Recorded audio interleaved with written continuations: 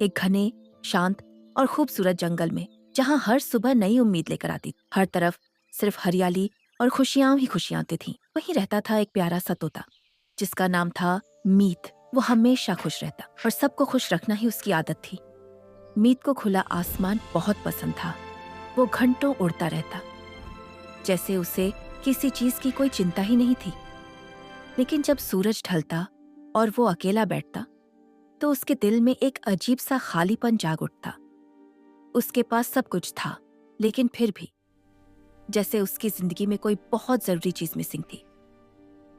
फिर एक दिन उस जंगल में आई एक नई चिड़िया, एक खूबसूरत मैना जिसका नाम था सिया। सिया की आवाज इतनी मीठी थी कि जब वो गाती तो पूरा जंगल जैसे थम सा जाता। मीत ने जब पहली बार उसे देखा तो वो बस उसे देखता ही रह गया, जैसे उसकी दुनिया वहीं रुक गई हो।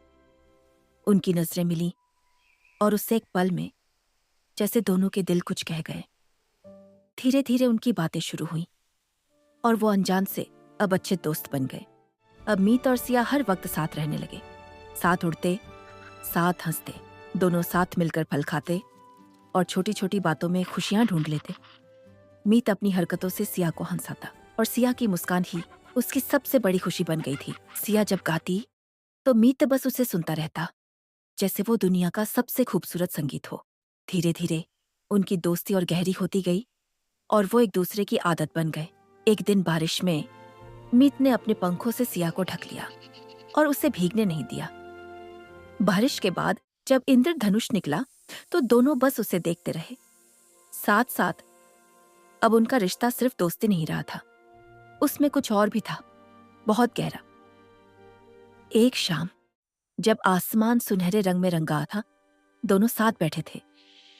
मीत थोड़ा घबराया हुआ था, जैसे वो कुछ कहना चाहता हो। सिया चुपचाप उसकी तरफ देख रही थी, जैसे वो सब समझ रही हो। आखिरकार मीत ने हिम्मत करके कहा, सिया, मैं तुमसे प्यार करता हूं। कुछ पल की खामोशी के बाद सिया मुस्कुराई और धीरे से बोली, मैं भी। उस पल जैसे उनकी दुनिया पूरी हो गई और दो दिल एक हो गए। अब हर दिन उनके लिए एक नया त्योहार बन गया था, हर पल खुशी से भरा हुआ। दोनों ने मिलकर अपना छोटा सा घोंसला बनाना शुरू किया, अपने सपनों का घर। जब घोंसला बनकर तैयार हुआ तो दोनों उसमें बैठे बहुत खुश थे। रात को वो तारों को देखते और अपने भविष्य के सपने सजाते। मीत कहता, हम हमेशा ऐसे ही साथ रहेंगे, कभी अलग नहीं होंगे। सिया मुस्कुराती और उसकी आंखों में वही भरोसा साफ दिखता। लेकिन हर खुशी के बाद एक तूफान जरूर आता है, और उनका तूफान भी आने वाला था। एक दिन जंगल में कुछ शिकारी आ गए, चुपके से, खतरनाक इरादों के साथ। उन्होंने पेड़ों के बीच जाल बिछा दिया, जो किसी को भी फंसा सकता था। मीत और सिया को इसका जरा भी अंदाजा नहीं था, वो बेखबर उड़ रहे थे। अचानक सिया उस जाल में फंस गई और जोर से चिल्लाई, मीत, बचाओ।